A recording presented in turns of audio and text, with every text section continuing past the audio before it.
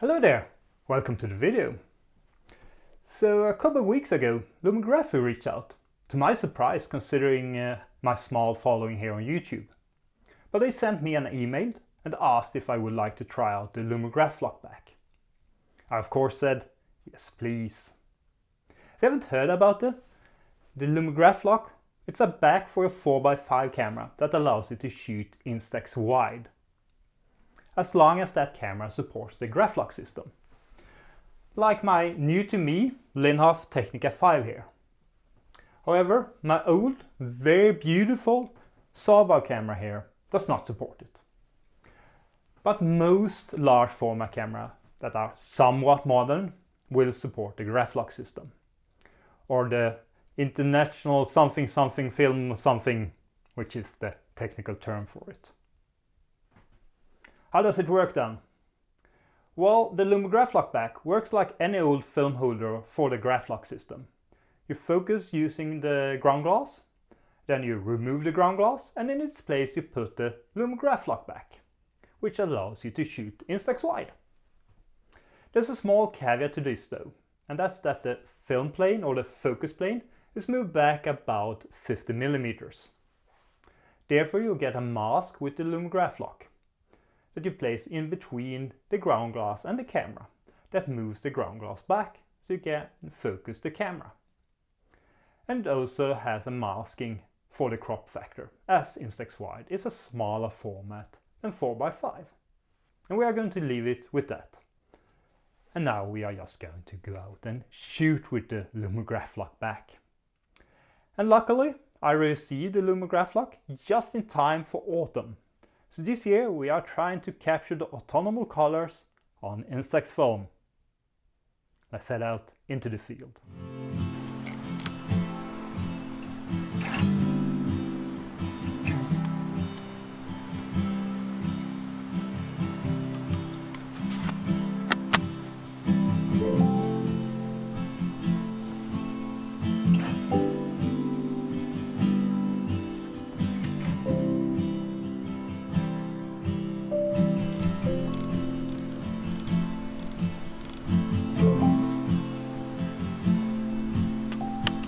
Today we are out with a new camera actually, a Linhof Technika V. Kind of an early or late birthday present for myself. We're not going to talk about the camera in this video, perhaps in a future video if you're interested. What we are doing today, we are out shooting some instant film. And I've never actually shot instant film before. I've never shot Polaroids or Instax. And I'm starting with the LomoGraflok back. Kind of jumping in the deep end, I suppose. And we are just out in the local woodlands, taking a couple of images. I found a scene with some lovely aspen trees that I think could work quite nice. Or I know they work okay, I've seen the image already. Which is a nice feature with instant film, I must admit.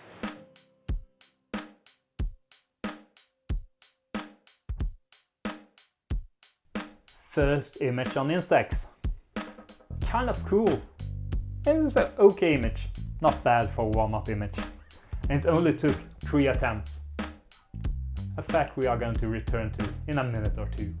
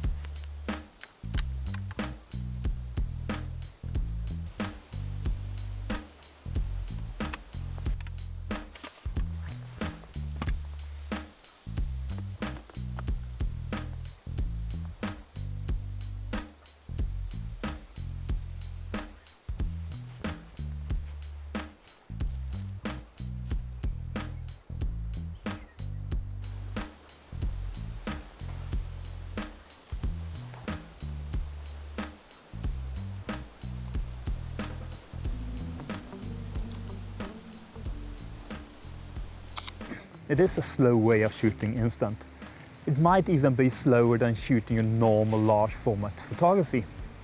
If I was shooting sheet film, I would take the image. Not knowing anything better, I would just head on and try and find something else.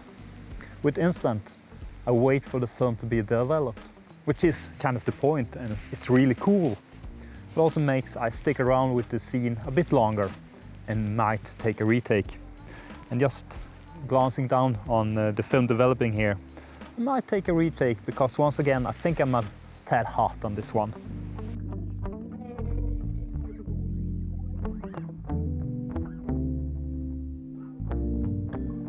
5 attempts on the same scene. And this showcases the biggest problem I have with the LomoGraflok. And it isn't down to the back itself, it's down to the film, the Instax, which has quite a narrow dynamic range, causing some problems here. Even though this scene looks quite flat, that birch in the foreground is quite bright compared to its surroundings. So when I expose correctly for the birch, the surroundings turns really dark. If I instead expose for the surroundings, well then the birch burns out, risking some forest fires. So I prefer the more moody, darker image.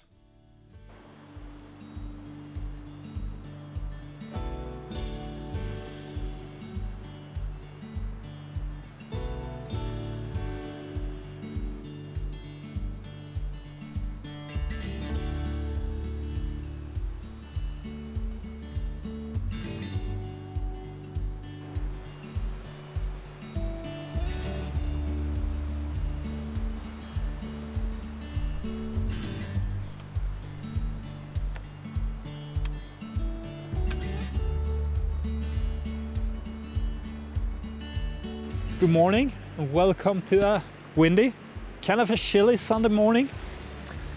We are in a different woodland, and per usual, that wasn't what I set out to photograph today. I had this idea, a beautiful idea for an image that I thought would have worked on Instax. I would get up quite early, head down to the beach here, and like photograph is quite spectacular and nice sand dunes here with some grasses among them. So I kind of wanted like a sand dune and some grasses, a bit, just a small shiver of the sea, and then a lot of sky with like that morning glow you can get. But I'm not good at mornings to get up, so I got here a bit too late. And to be honest, I always enjoy the woodlands here more. And I've been here before. I've actually made 2 videos from this place before. It is this incredible woodlands with these like gnarly trees, like gnarly pine, there's some birches, and there's a bit grit to this area, and I just love it. And we also have all these dunes here. It's a great woodland. And I've found one image I'm quite pleased with actually, because I've already seen the result. We have like these group of trees to the left, and then you have a nice distribution of trees in the background, and there's a bit of grit down to the left, which I think can add quite a lot to an image. So I'm quite pleased with this. And I'm glad to say the lens I had a problem with it last time out works flawlessly now. I can service on the Friday evening. What better way to spend a Friday evening than servicing your lens? And it was just a lot of gunk in the lens, so it needed a thorough clean. And I fixed all issues except one small remains. And with the preview lever, it kind of gets stuck, so you can't reset it. But if you fire the shutter, it resets when doing that. And I actually think it's the spring to return the return lever that needs replacing, and finding a spare part for that can be quite tricky, so I think I'll just live with it. But even though I have a working lens, I kind of had to mess up the first image, didn't I? And this time around, it wasn't the exposure. The exposure was actually spot on. But this view mask you get with the LomoGraflok back, well, I managed somehow to insert it the wrong way up, which is kind of supposed to be idiot-proof, because you have this really obvious like piece that is supposed to stick out from your film not film holder, but the back, I somehow managed to insert it the wrong way up, and that will move the mark downwards. So I just got too much ground in the first image there. So I just had to readjust and take another image, and that worked out beautiful. So now I have one image left on that pack of Instax film, and we are going to expose that. I do have packed one additional pack, so we'll see what we make of today.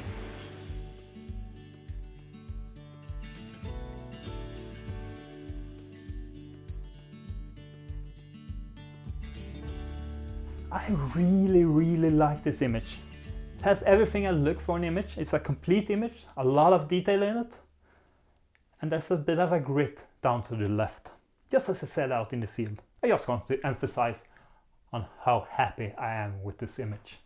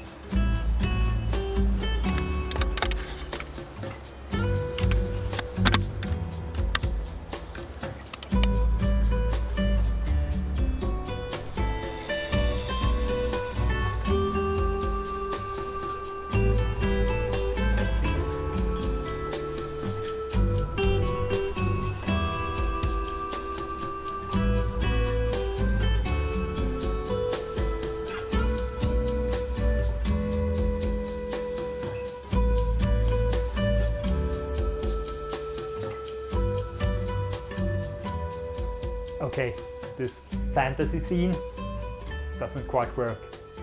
Once again, it's the dynamic range of the film. It isn't quite there to capture the scene as I wanted. However, I did have another pack in my bag, this time Instax monochrome. In the final image, it worked. I just love the tonality of this image. Instax monochrome might be my favorite black and white film. However, once again, took quite a few attempts. This time around, it was the flaring. I was shooting straight towards the sun, so that's always a big risk of some sun flares ruining your image. And I tried to using the dark slide to shield the lens. On some of the images, I just plain old failed. And on some, it just crept in on top of frame. But the final image there, yeah, it looks good. However, in all honesty, the composition is slightly off. I did, however, shoot the scene on Fomapan as well, so 4x5. That's because I wanted to be able to compare the crop factor of Instax Wide, which you can see here. But luckily with 4x5 you do have quite a bit of room for some cropping if you like. So recropping this image, it's actually one of my favorite images in a long time. So that's always something. And with that we'll leave the field. I hope you enjoyed that part. A couple of images I'm quite pleased with. I did shoot with the LomoGraflok for a couple of weeks. And down in the description I'll link to a blog post featuring all the images I'm happy with. And I also linked to an article up on the Lomography site, the magazine site, as they did a small little interview with me. And as soon as that's online, you'll find the link for that in the description. But the final burning question, did I like the LomoGraflok? Short answer, yes I did. Let's elaborate. I did have a couple of small issues with the Lomograflok. The first is mostly down to my stupidity. And I did lie to you before. The first time I ever shot Instax was a couple of days earlier. I was out with my new Linhof camera and I packed the Lomograflok back. The first scene I photographed, I used the Lomograflok. Pressed the eject button and the first frame there got stuck on the camera. And me, being a eelhead, kept pressing the eject button, causing it to jam up. So I had to remove the pack and manually just pulling out the frames before it started ejecting normally again. And that of course caused some light leaks on a couple of the frames. And I wasted more than half that pack. And the second problem we already touched on, and it's down to the Instax film itself and its narrow dynamic range. Which means two things. Firstly, there's about 3 stops to work with. I reckon there's about 3 stops to work with. You need to choose your scenes accordingly. All scenes won't work, or at least they won't work how you envision them. Simple as that. Secondly, you need to be spot on with your metering.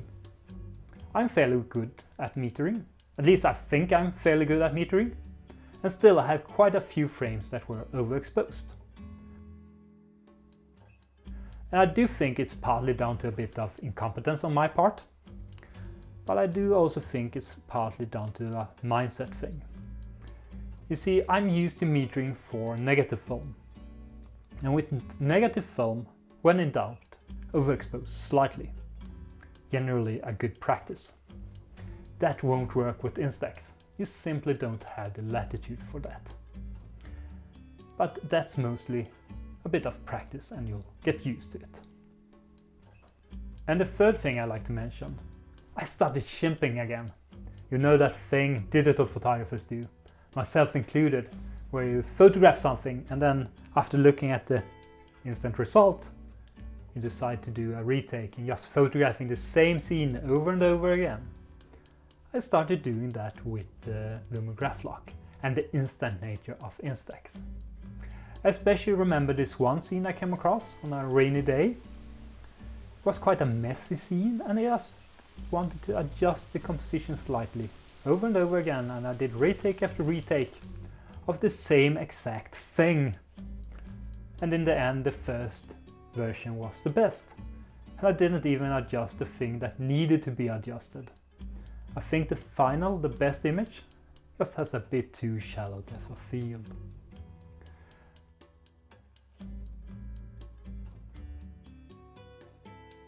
But this can of course be a huge positive as well, having that instant feedback. Another scene on another day on Instax monochrome. A lovely birch on a dark background. I really like this image. But the first exposure was severely underexposed.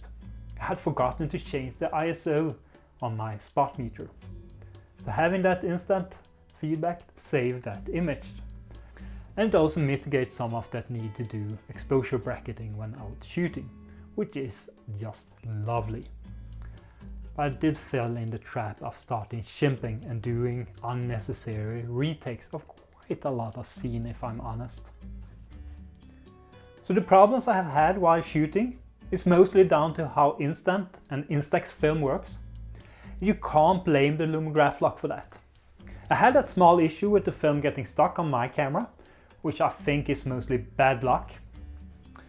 Besides that, it is a well-designed product and it works well. There's 2 small little design decisions I would like to mention. The first is the mask. It is quite thick. It was quite a snug fit on my camera. And I do think it's a compromise that needed to happen, just because you have to move the focus plane back. This is one way to solve that, and it works well enough, even though it was a snug fit. Secondly, it was when I mounted the back, it had a bit of wiggle. I could move it like 1 or 2 millimeters left to right. If it's just my camera, I don't know. And it didn't cause me any problems, but I thought it would be worth mentioning. that leaves the big question. Did I like the LomoGraflok? Yes, I did, and I do think I already mentioned that. But let me elaborate. You see, there's no real reason for me to shoot with the LomoGraflok. No real practical reason. For others maybe, but for me and the way I like to go about photography, not so much. You could argue that it could help me with judging composition before committing to 4x5 film. Well, it's quite a big crop, Instax Wide, compared to 4x5, so it would just be a very rough guide, so not much help there. Well, it could help me judge exposure before committing to 4x5 film. Well, as I said, it is quite a narrow dynamic range, a completely different dynamic range than negative film. And at least I have to expose slightly different when shooting Instax than when I'm shooting your normal negative film. There's actually just one practical reason I can think of, and that's as a practice tool. I'm still getting used to movements on large format, and having that instant feedback is really useful. However, the cost of Instax Wide is actually substantially higher than the cost of shooting black and white, at least for me. Shooting one frame of Instax Wide costs about €2 for me. Shooting one frame of FOMAP 100 with developing at home costs less than €1. So it's more than twice the price to shoot Instax Wide. And I much rather shoot twice the amount of frames when practicing.